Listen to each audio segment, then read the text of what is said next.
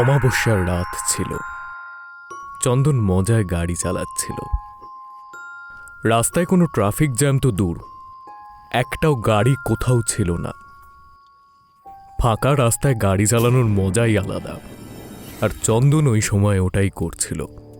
রাত 2টো বাজবে, আর হঠাৎ এই হাইওয়ের মাঝামাঝি সাদা শাড়ি পরে একটা মহিলা দাঁড়িয়েছিল।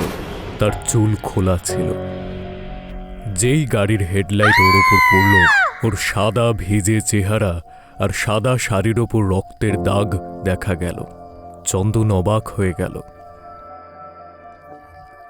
চন্দনের গাড়ি 2-3 বার পাল্টি খেয়ে গাছে গিয়ে ধাক্কা মারল, কিন্তু ওই মহিলা তখনও ওখানেই দাঁড়িয়েছিল।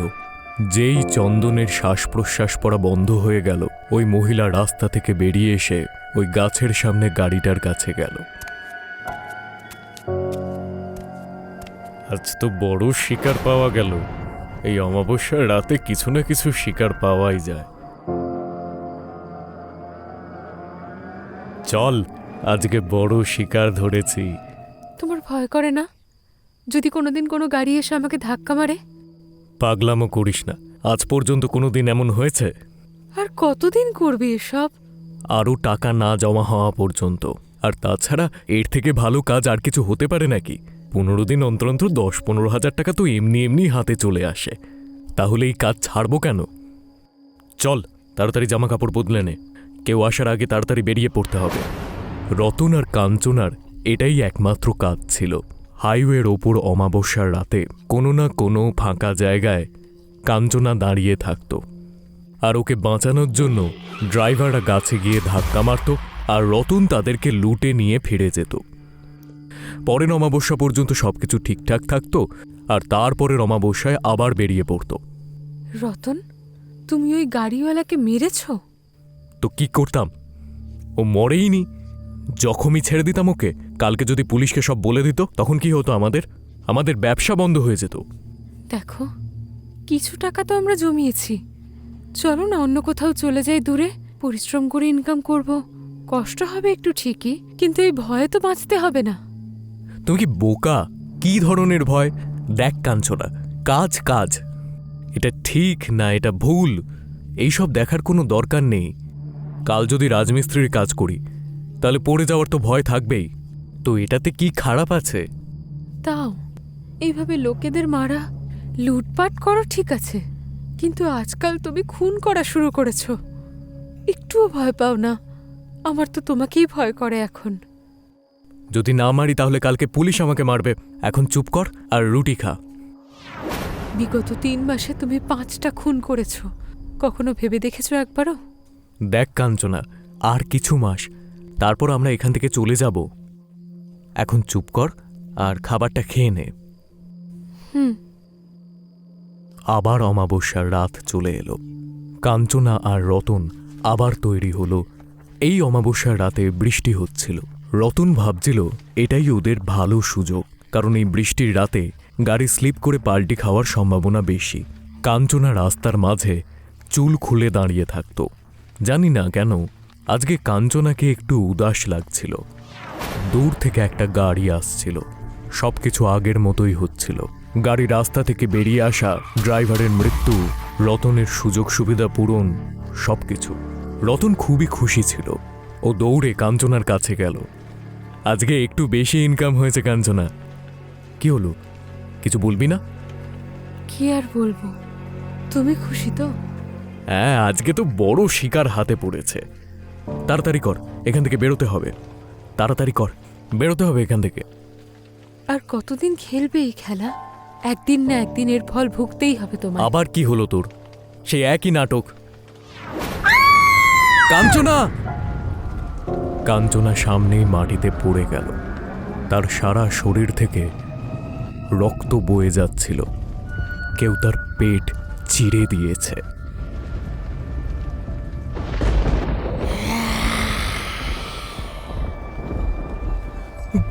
তুমি কে? চিনতে পারলে না? তুমি এখনো বেঁচে? এটা ওই মহিলা ছিল যাকে রতন অ্যাক্সিডেন্টের পর খুব বাজেভাবে খুন করেছিল। তার ছেলে এবং স্বামী তো আগেই মরে গিয়েছিল, আর শেষ নিঃশ্বাস নিতে নিতে ওই মহিলা রতনকেই দেখছিল, যেন ওর চেহারাটাকে নিজের মনে গেঁথে নিচ্ছিল। রতন শুধু একটা মঙ্গলসূত্রের জন্য তার গলা কেটে দিয়েছিল। বাঁচাও, বাঁচাও, বাঁচাও, বাঁচাও! রতন ওখান থেকে পালিয়ে যাওয়ার চেষ্টা করল, কিন্তু তার প্রাণ বাঁচানোর জন্য তার পালানো বৃথাই হলো। ওই ভয়ানক মহিলা তার বড় বড় নখ দিয়ে তার গলা চিড়ে দিল, এবং ওই বড় বড় নখ ততক্ষণ পর্যন্ত তার গলায় ফোঁটাতে লাগলো যতক্ষণ না তার শরীর থেকে প্রাণ সম্পূর্ণরূপে বেরিয়ে যায়।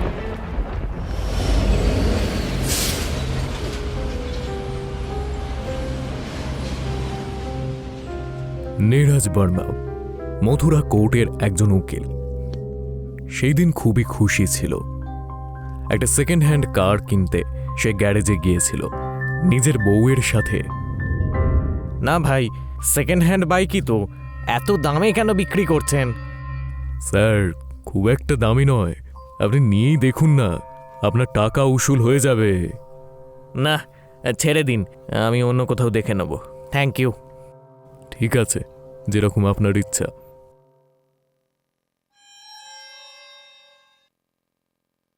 বলুন নীরজ সাহেব, ডেলিভারি আজকেই নিয়ে যাবেন? হ্যাঁ হ্যাঁ, এই টাকাটা নিন, আজকে আমি নিয়ে যাব। এই নিন টাকাটা। গাড়ি ঘরে আসার পর নীরজের খুশি আরও বেড়ে গেল। প্রত্যেকদিন নীরজ আর অবনী কোথাও না কোথাও ঘুরতে যেত। গাড়ি আসার পর কলোনিতেও নীরজের সম্মান বেড়ে গিয়েছিল। গাড়ির একটা ব্যাপার খুব অদ্ভুত ছিল। শহরের বাইরে একটা গাছের নিচে আসতেই গাড়ি বন্ধ হয়ে যেত। কি হলো ভাই? জানি না সাহেব, গাড়ির কন্ডিশন তো ঠিকঠাকই আছে, আমিও ঠিক বুঝতে পারছি না গাড়ি বন্ধ কেন হয়ে যাচ্ছে। আপনি ড্রাইভিং সিটে বসুন, আমি ধাক্কা দিচ্ছি।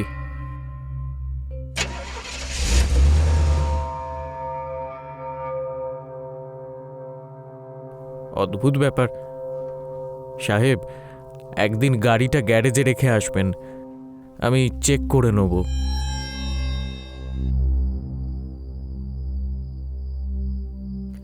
বিগত 1 মাস ধরে এই গাড়ি 3 বার বন্ধ হয়েছে, আর সেটাও একই জায়গায়। সত্যি বলছো তো? হ্যাঁ ঠিকই, কিন্তু কি বলতে চাইছো? নীরজ, দেখো, আমার এই বিষয়টা ভীষণ অদ্ভুত লাগছে। তুমি বরং কোনো মন্দিরে গিয়ে এই গাড়িটার একবার পুজো করিয়ে আনো।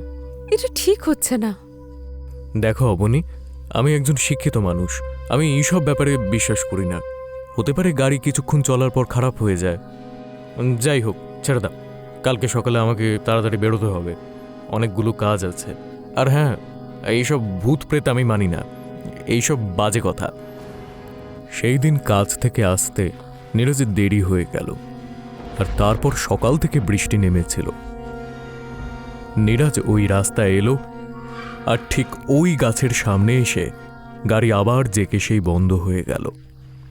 নীরজ প্রচণ্ড রাগে বিরক্ত হয়ে গ্যারেজওয়ালাকে ফোন করল।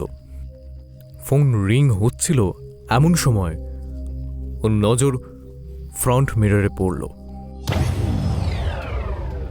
কে কে আপনি? মেয়েটি অদৃশ্য হয়ে যেতে নীরজ আরও ভয় পেয়ে গেল, আর তখনই বিদ্যুৎ চমকালো, আর বিদ্যুতের আলোয় নীরজ দেখতে পেল ওই মেয়েটি গাছটির তলায় দাঁড়িয়ে ওকেই ডাকছে। ভয় নীরজ পাথর হয়ে গিয়েছিল। হ্যালো হ্যালো, কি হলো নীরজ সাহেব? না, কিছু না, কিছু না, আমি আসছি গ্যারেজে। তোমাকে এই গাড়ি কে বেচেছে? কাপুর সাহেব বলে একজন, আমাদের ডায়মন্ড চকেই ওদের বাড়ি। এটা হলো ওনাদের ঠিকানা। তুমিও চলো আমার সাথে। নমস্কার কাপুর সাহেব, আপনার এই গাড়িটা আমি কিনেছিলাম। আমার একটা জিজ্ঞাসা ছিল, এই ফটোটা কার? আমার মেয়ে জ্যোতির। কেন, কি হয়েছে? একে আমি কালকেই ওই গাড়িতে দেখেছি। কি? কখন? কে কি বলল? কিছুই বলেনি আসলে, তারপরে ও উধাও হয়ে গেল। দেখো বাছা, তুমি কেন এখানে এসেছো আমি জানি না, কিন্তু তোমার মতলব যদি আমাদেরকে কষ্ট দেওয়া হয়ে থাকে তাহলে প্লিজ এইরকম করো না। আমাদের মেয়ে জ্যোতি এতদিন ধরে নিখোঁজ। আমি কমপ্লেনও করেছি, বহুবার পুলিশ স্টেশনে গেছি, কিন্তু কিন্তু কোনো খবর পাওয়া যায়নি। আর তুমি বলছো। আঙ্কেল, আমি আপনার সাথে আবার দেখা করব পরে। চলো শ্যাম। অন্ধকার রাতে নীরজ ক্যারেজোলাকে সঙ্গে নিয়ে ওই গাছের নিচে চলে এলো। ঠিক ওই জায়গাতে এসেই গাড়ি আবার বন্ধ হয়ে গেল। গ্যারেজওয়ালা কিছু বলতে যাচ্ছিল, কিন্তু নীরজ ইশারা করে তাকে চুপ থাকতে বলল। নীরজের চোখ ফ্রন্ট মিররের ওপরে ছিল। নীরজ যেরকমটা ভেবেছিল ঠিক সেই রকমটাই হলো। পেছনের সিটে জ্যোতি বসেছিল। জ্যোতি, এই গাড়ি তোমার তো? কি চাও তুমি? কিছু বলার আছে তোমার? সাহেব, আপনি কার সাথে কথা বলছেন? শ্শ্, বলো জ্যোতি, কিছু বলার আছে? চলো শ্যাম, আমাদের কিছু খুঁজতে হবে। কি খুঁজতে হবে স্যার? আমি জানি না, এমন কোনো জিনিস যেটা তোমার অদ্ভুত লাগে আর যেটা এখানকার নয়। চলো। দুজনে মিলে ওই গাছের নিচে কিছু একটা খুঁজতে লাগলো। কিছুক্ষণ পর নীরজ একটা চুড়িদারের টুকরো পেল, যেটার ওপর রক্ত লেগেছিল। ঠিক তখনই গ্যারেজওয়ালা ওখানে একটা চেন দেখতে পায়, আর সেটা নীরজকে তক্ষুনি দেখায়। কিন্তু নীরজ বুঝতে পারে না। নীরজের মনে হচ্ছিল এই চেন ও আগেও দেখেছে। আর হঠাৎই গাড়ি স্টার্ট হয়ে গেল। নীরজ একবার গাড়িটার দিকে দেখছিল, আর একবার চেনটার দিকে। ও এখন সব কিছু বুঝে গেছে।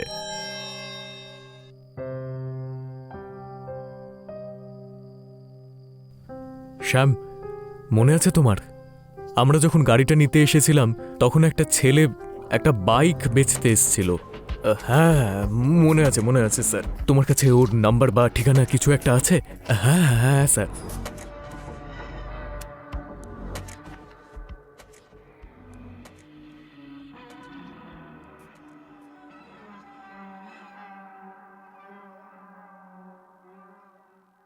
বল এবার, সত্যি সত্যি সবকিছু বল, নাহলে হাড় ভেঙে রেখে দেবো।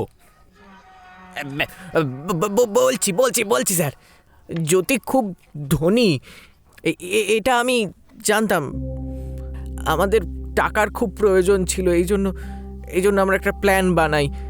আমরা জ্যোতির কাছ থেকে লিফট নিই আর ওকে ওই গাছের তলায় নিয়ে যাই আর কি। আমরা ওর সমস্ত টাকা পয়সা ছুরি দেখিয়ে ছিনিয়ে নিই, কিন্তু আমাদের ভয় ছিল যে ও যদি পুলিশকে কিছু বলে দেয়, এই জন্য আমরা ওকে গাড়ির ভেতরই গলা টিপে মেরে ফেলি আর ওর লাশ ওই গাছের নিচে পুঁতে ফেলি। ভুল হয়ে গেছে স্যার, ক্ষমা করে দিন। তাহলে নতুন চেনটা কোত্থেকে এলো? জ্যোতির সাথে আমার চেনটা ওখানে পড়ে গিয়েছিল, বাবা বকবে তাই জন্য জ্যোতির থেকে লোটা টাকা পয়সা নিয়ে ওই রকমই একটা চেন কিনে নিই, কারণ আবার ওই গাছের কাছে গিয়ে ওই চেন খুঁজতে আমাদের ভয় লাগছিল। লজ্জা লাগে না? নিজের স্বার্থের জন্য একজন ইনোসেন্ট মেয়ের প্রাণ নিয়ে নিলে, এবার সারা জীবন জেলে পচে মরো। নিয়ে যাও একে। থ্যাংক ইউ বাবা, আজ তুমি আমার মেয়েকে সঠিক বিচার দিয়েছো বাবা, ভগবান তোমার মঙ্গল করুন। 1 বছর কেটে গেছে এই ঘটনাটার পর। জ্যোতির খুনিরা শাস্তি পেয়েছে, আর তারপর থেকে আজ পর্যন্ত নীরজের গাড়ি কখনো ওই জায়গায় বন্ধ হয়নি।